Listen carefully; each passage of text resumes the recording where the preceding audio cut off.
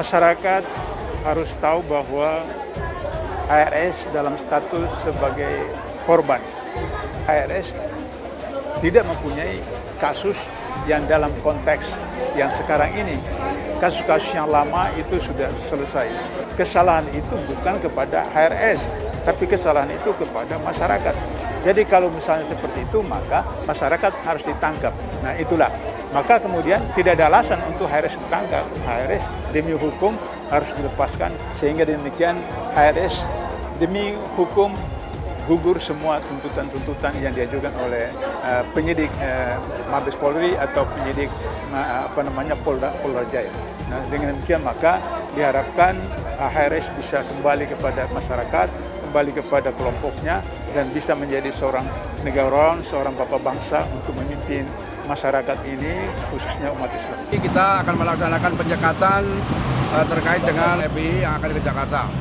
Dalam hal ini Polres Serang Kota menetapkan ada 4 titik. Yang pertama Serang Timur, lanjut masuk tol Serang Barat, lanjut ke Kalodran, perbatasan. Yang keempatnya di stasiun Palantaka. Membuat kerusuhan dan sebagainya di berbagai tempat. Bahkan saya mendapat informasi ada sekelompok anak-anak muda yang dilatih di suatu tempat khusus untuk menteror VVIP. Saya dapat foto latihannya juga. Teror itu karena paham jihadis, paham jihad yang salah. Banyak sekali sekarang kalau di bidang keagamaan, misalnya masjid-masjid yang tiba-tiba diduduki oleh satu kelompok, lama-lama menguasai, lalu yang diajarkan di situ radikal. Jangan sombong sama pangkat. Hei Jokowi, jangan sombong sama pangkat. Hei Megawati, jangan sombong sama pangkat dan jabatanmu. Di atas kalian ada Allah. Jokowi, ya heran dipites kayak gitu sama Allah. Yang mentang-mentang dari Jokowi.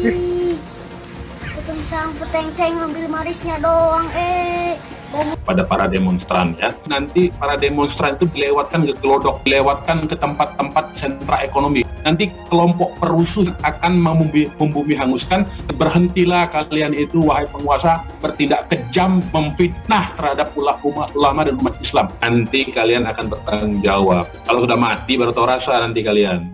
Terkait dengan rencana aksi, rencana itu kan katanya. Kalaupun ada aksi, kami akan melaksanakan operasi kemanusiaan, ya, Salus Populi Supreme Lex Exto.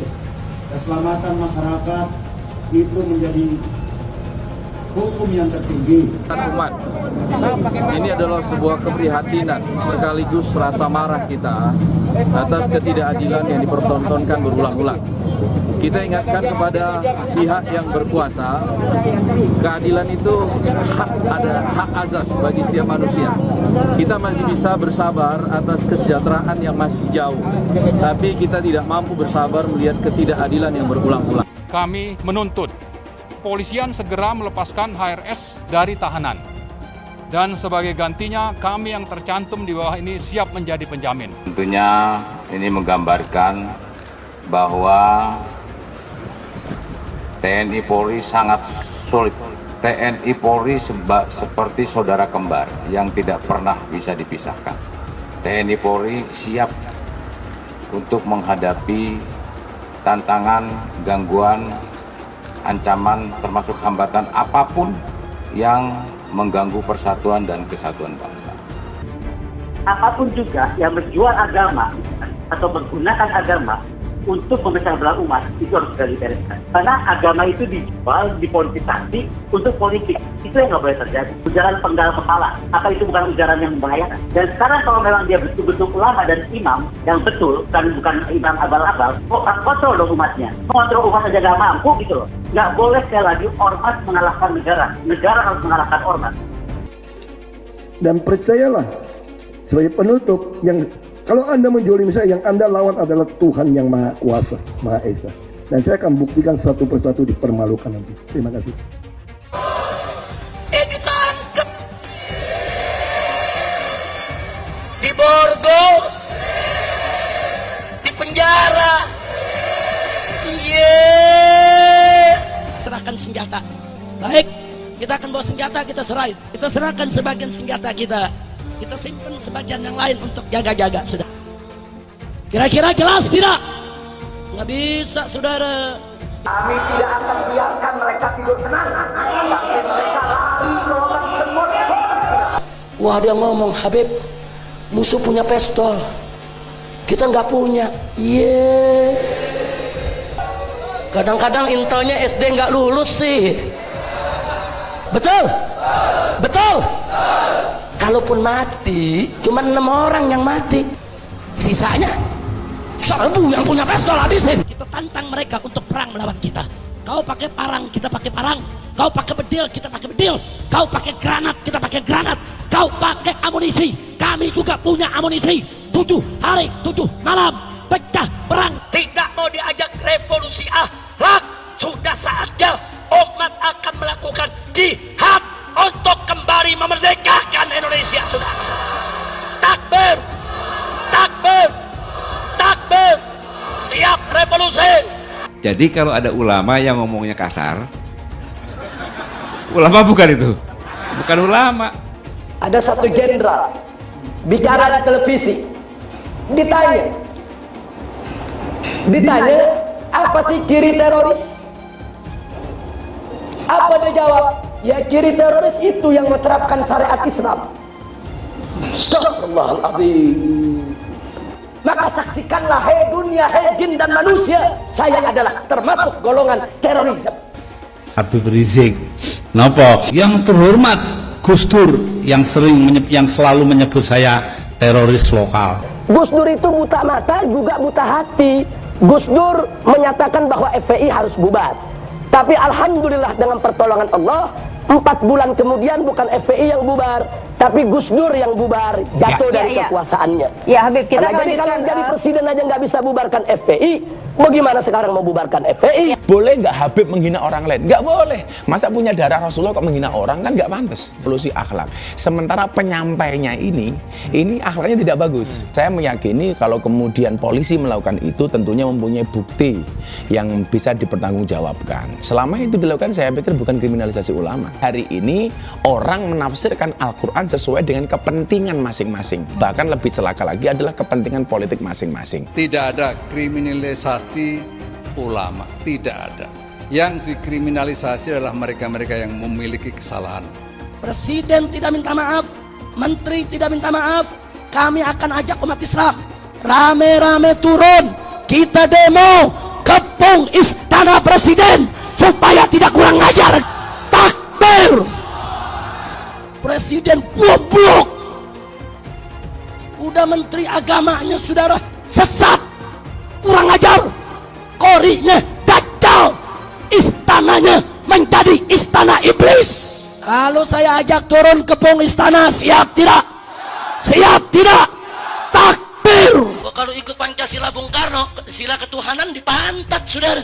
Video azan cuman hayya 'alal shalah diganti hayya 'alal jihad.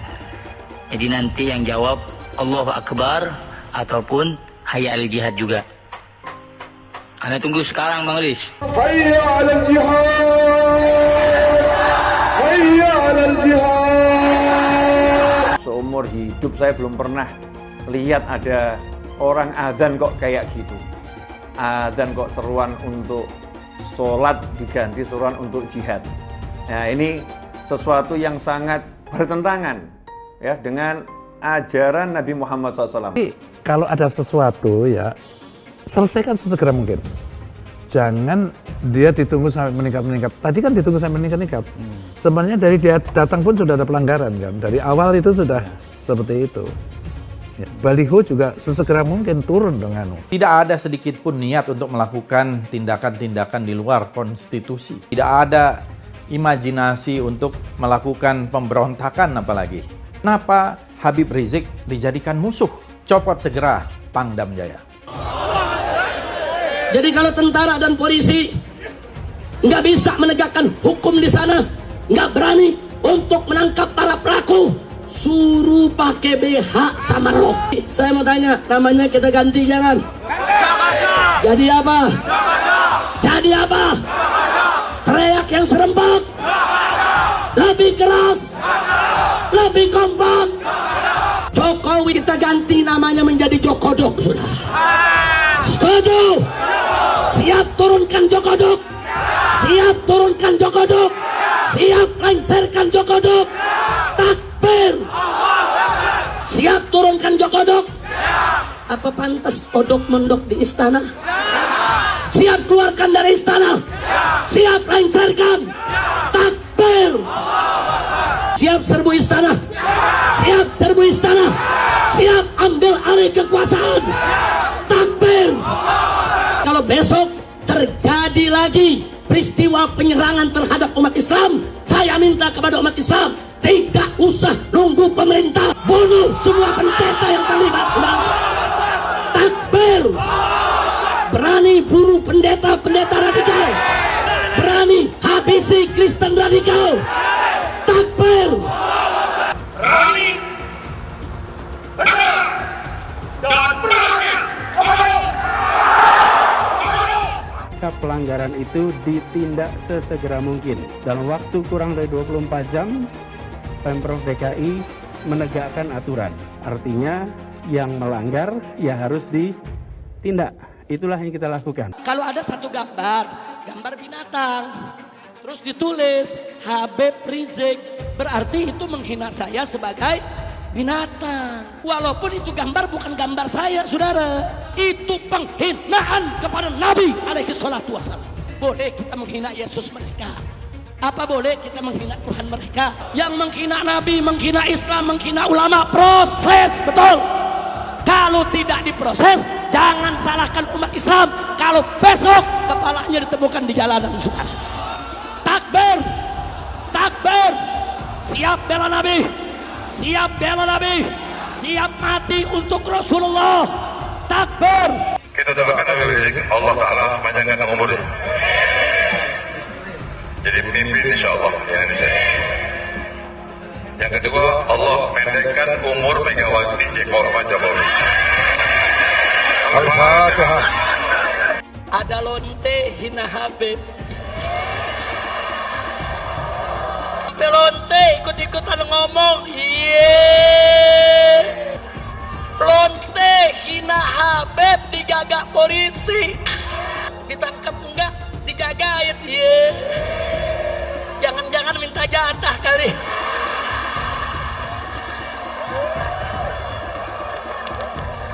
Jadi pemimpin itu berpihak dulu, ada keberpihakan, dari keberpihakan dibuat mekanisme aturannya.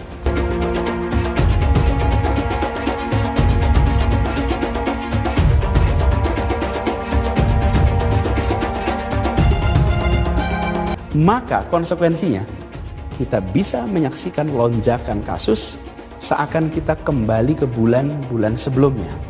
Dan bila itu sampai terjadi, maka Pemprov DKI Jakarta, gugus tugas DKI Jakarta tidak akan ragu, tidak menunda untuk menggunakan kewenangannya menghentikan kegiatan sosial ekonomi di masa transisi ini. Rakyat kecil yang nggak patuh protokol kesehatan didenda.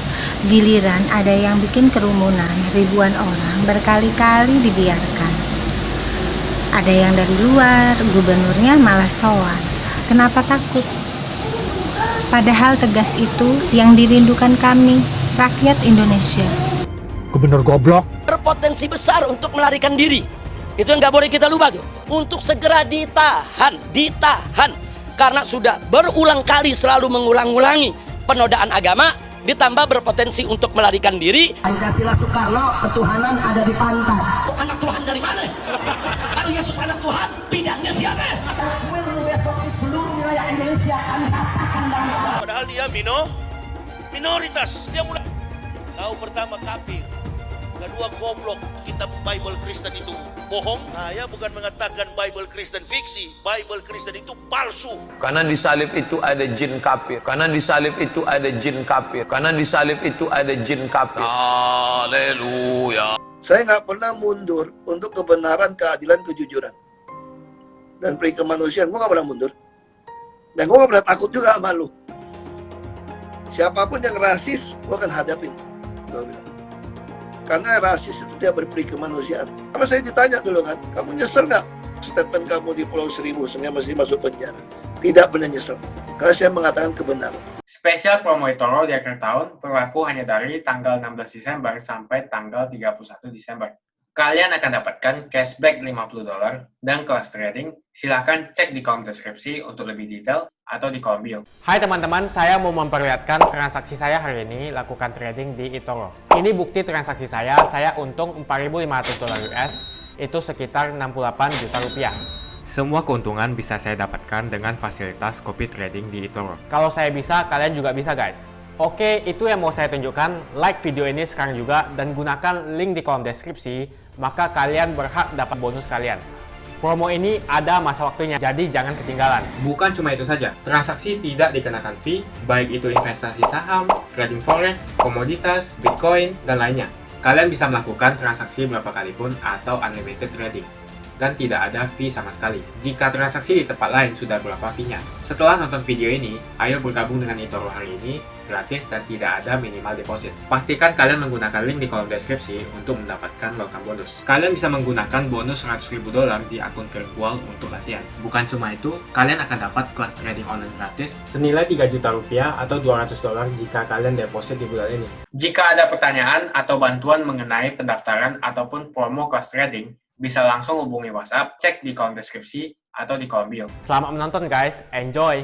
Hai semua, dengan saya Jonas Leong. Terima kasih banyak buat kalian, penonton setia yang selalu menonton di channel ini. Saya secara personal sangat menghargai waktu kalian. Dan saya sudah menganggap kalian sebagai family karena kalian selalu support di channel ini. Bagi kalian yang selalu menuliskan opini kalian di kolom komen, saya baca komen kalian satu persatu. Saya baca komen kalian untuk mengetahui opini kalian, tanggapan kalian, dan masukan kalian sangat berguna untuk video selanjutnya. Terima kasih banyak buat kalian yang selalu menekan tombol like di awal video. Video seperti ini membutuhkan waktu dan juga research. Dan ini semua gratis untuk kalian. Jadi pastikan kalian menekan tombol like-nya, supaya saya mengetahui kalian menyukai konten yang saya bagikan.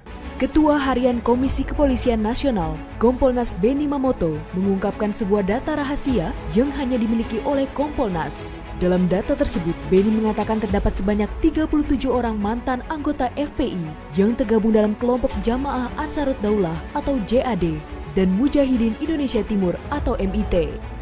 Saya buka datanya ada 37 anggota FPI atau dulunya anggota FPI yang kemudian gabung dengan JAD, dengan MIT dan sebagainya yang terlibat aksi teror. Ada yang akses ke senjata, Filipina Selatan, Aceh, ada melakukan pengeboman Polresta Cirebon, ada yang menyembunyikan Nurdin M-Top, ada yang merakit bom, dan sebagainya. JAD dan MIT telah dinyatakan sebagai organisasi terlarang.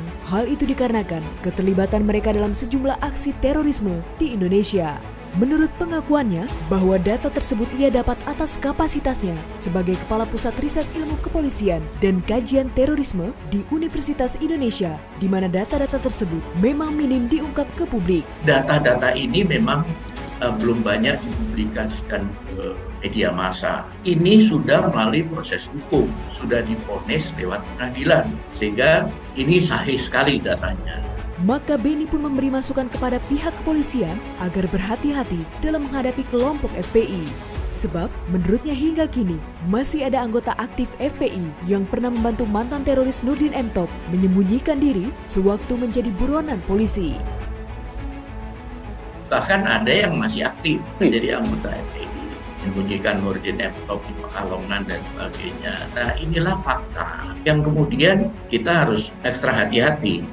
Oleh karena itu, Benny mengatakan data tersebut harus menjadi masukan bagi pihak Polri dalam menangani kasus yang melibatkan dan berhubungan dengan anggota FPI. Nah, ketika melihat data seperti ini, maka ketika menghadapi mereka, kita harus mempertimbangkan kemampuan itu.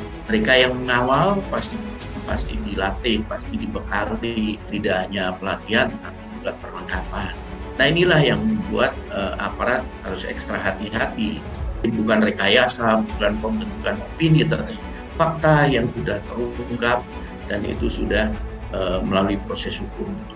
6 orang yang ditembak mati oleh polisi itu diduga pelaku teroris yang masuk ke dalam organisasi Front Pembela Islam atau FPI. Terkait dengan nama Laskar Khusus, menurutnya itu hanya penamaan saja. di mana background ini bagian dari kelompok lama, baik JAD, JAT, ataupun Baru Naim. Selain itu, ia juga menegaskan, dengan ditembaknya ke-6 orang tersebut, Polri ingin memisahkan mana HRS dan mana kelompok penumpang gelap. Menurutnya, jika mereka murni anggota FPI, tidak mungkin ada perlawanan seperti peristiwa yang terjadi di Jalan Tol Cikampek. Tidak menutup kemungkinan, FPI telah disusupi para penunggang gelap. Jadi tidak mengherankan jika ada laskar FPI yang bertindak radikal hingga berani melawan petugas kepolisian. Setelah insiden di Tol Cikampek serta ditahannya Imam Besar FPI, Habib Rizik Syihab, maka beberapa aksi pun mulai bermunculan. Mulai dari respon keras simpatisan Habib Rizik yang meminta ditahan, hingga ancaman kekerasan dan aksi teror kepada kepolisian. Seperti pelemparan bom molotov pada 2 polisi di Makassar. Semua dalam bentuk teror. Hari ini saya melihat tadi polisi menangkap 23 orang teroris dari berbagai tempat yang kemudian dikumpulkan di Lampung gitu, lalu diangkut ke Jakarta tadi sebanyak 23. Yang itu sudah mempersiapkan kegiatan-kegiatan teror, ngebom, membuat kerusuhan dan sebagainya di berbagai tempat. Bahkan saya mendapat informasi ada sekelompok anak-anak muda yang dilatih di suatu tempat khusus untuk menteror VVIP. Saya dapat foto latihannya juga. Nah, yang seperti ini, jadi ideologi itu radikalisme yang mengarah, menghantam ideologi itu, satu intoleran, dua yang lebih parah dari itu adalah teror. Teror itu karena paham jihadis, paham jihad yang salah. Lalu yang ketiga, lalu wacana yang masuk ke lembaga pendidikan, masuk ke BUMN, masuk ke mana-mana gitu, mungkin di koperasi ada, di Kominfo ada gitu, sehingga masyarakat melihat itu, evaluasi, Pak kok ada itu tuh di kantor Pak ini, kok ada itu di departemen ini, kok ada itu di departemen ini. Nah kita catat semua, kita klasifikasi, oh ini bagiannya Pak Joni Plate, ini bagian Pak Mendagri, ini bagian Menkumham, ini kita bagi aja, bukan kita mengevaluasi kinerja Bapak, ini masukan dari masyarakat kita bagi gitu. Oh ini bagian Menteri Agama dan sebagainya.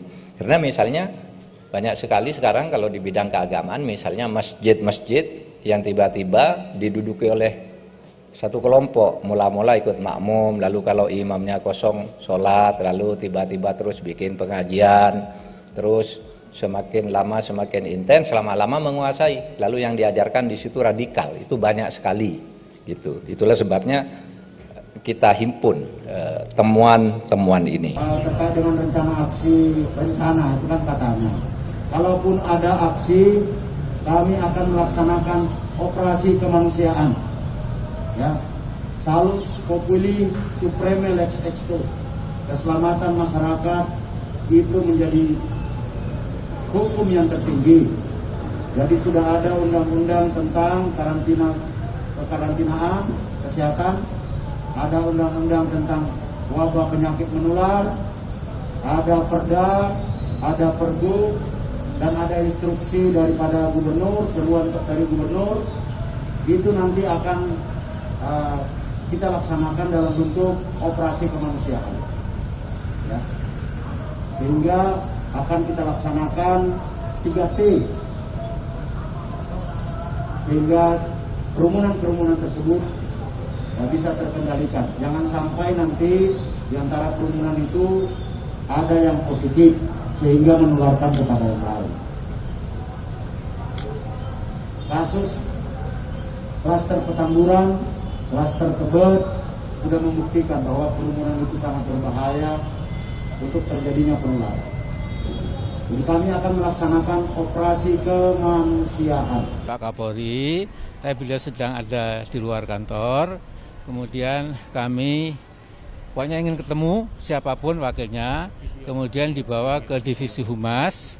Kepala divisi humas pun juga sedang pergi, sehingga tadi kita terima di stafnya. Yang akan kita sampaikan itu apa? Silahkan dibaca.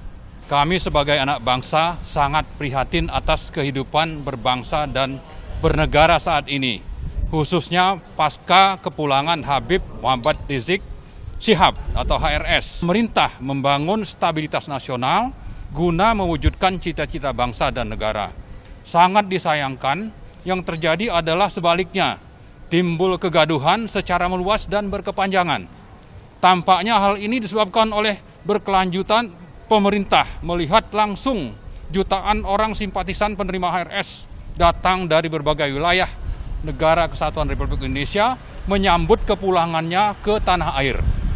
Sesungguhnya, jika pemerintah bertikad baik, mampu membuka diri dan membangun dialog secara ikhlas, maka diyakini situasi dan kondisi kehidupan sosial politik akan menjadi lebih baik. Kegaduhan yang terjadi dan terhambatnya saluran dialog semakin memperlebar jarak antara pemerintah dengan pendukung HRS, sebab berpotensi melemahkan persatuan dan kohesi nasional. Terlebih lagi dengan terjadinya penembakan terhadap ke-6 Laskar FPI semakin memperparah stabilitas nasional. Terdapat petunjuk adanya penculikan dan penganiayaan.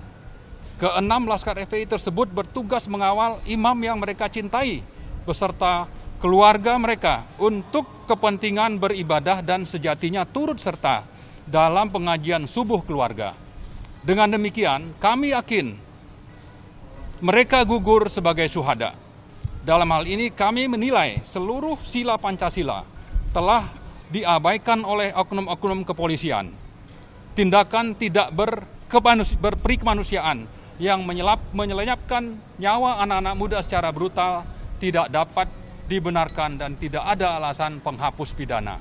Kami sangat khawatir akan terpecahnya bangsa Indonesia menjadi dua kubu yang saling berhadap-hadapan sebagai resultan terbunuhnya 6 orang Laskar FPI dan perkara kerumunan yang berujung ditahannya HRS.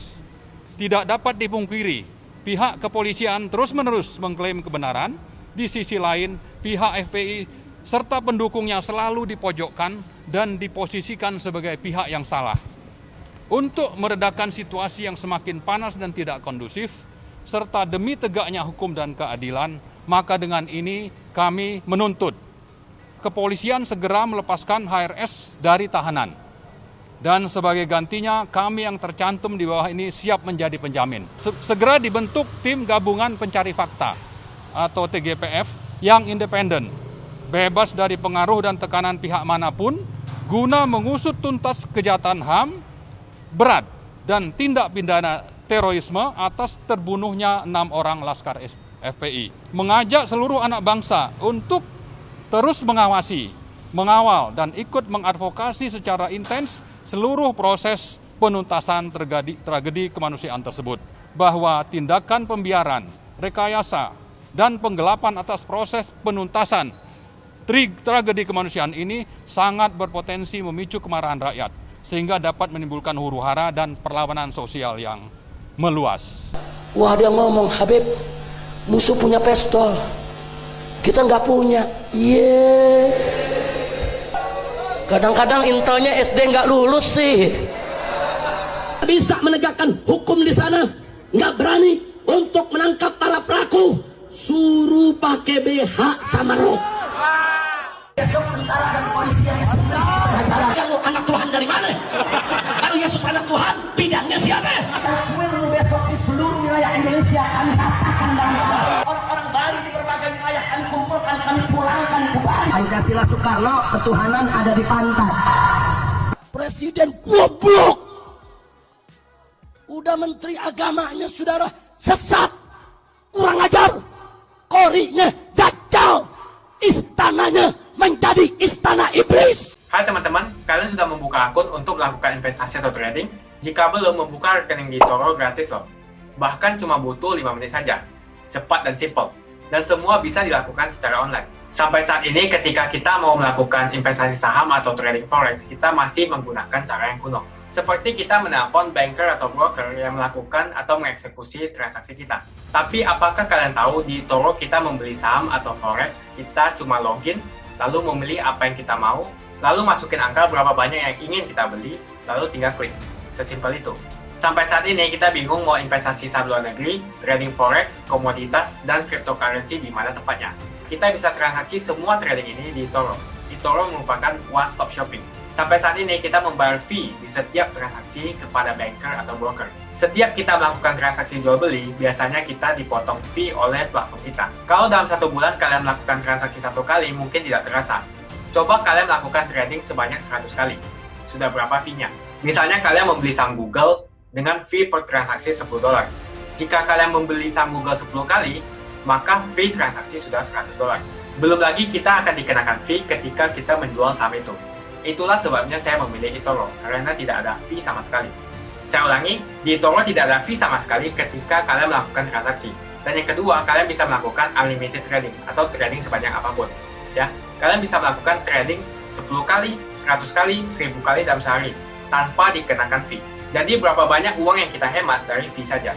Sampai saat ini ketika uang dana kita dikelola oleh manajer keuangan, terkadang kita tidak diberitahu ketika akan melakukan transaksi. Bahkan investasi kita dipotong biaya.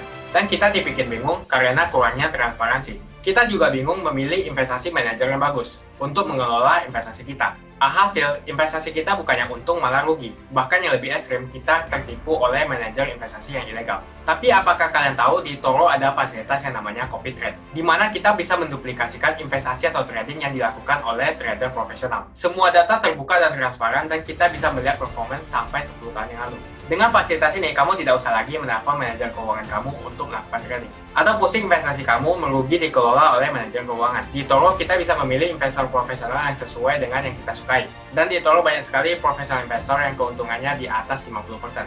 Bulan ini saya profit 140%. Jika kalian ingin profit seperti saya, kalian tinggal menggunakan fasilitas copy trade. Jadi ketika saya profit, maka otomatis kalian akan mendapatkan profit. Mau beli saham Google, 1 unitnya mahal. Di eToro kalian bisa beli di bawah 1 unit atau pecahan unit. Contohnya kita membeli saham Google dengan hanya $50 saja, yaitu 0,02 unit. Di platform lain, kalian diwajibkan untuk membeli minimal 1 unit atau $1.500 untuk saham Google. Dengan $50 atau Rp700.000 saja, kalian sudah bisa memiliki saham Google. Menarik bukan? Saya sudah lama menggunakan eToro dan minggu ini saya profit 140%. Jadi bergabunglah dengan eToro dan mulai profit hari ini. Jadi apa yang kalian tunggu? Mendingan kalian cobain sendiri aja deh. Tutorial bisa kalian cek di kolom deskripsi dan kalian harus menggunakan link di kolom deskripsi untuk mendapatkan welcome bonus. Jika tidak, maka tidak akan mendapatkan bonus. Dan gunakan bonus $100.000 di akun virtual Anda untuk mengenal lebih jauh tentang eToro atau bisa digunakan untuk latihan. Bukan cuma itu, kalian akan dapatkan kelas trading gratis yang nilainya Rp3 juta jika kalian deposit di bulan ini. Makasih banyak buat kalian yang nggak skip dan nonton video ini sampai habis. Saya secara personal sangat menghargai waktu kalian. Makasih banyak buat kalian yang sudah tekan tombol subscribe dan makasih banyak buat kalian yang sudah tekan tombol loncengnya. Jangan lupa bagikan informasi ini ke teman atau family Anda. Mungkin teman atau family Anda membutuhkan investasi ini.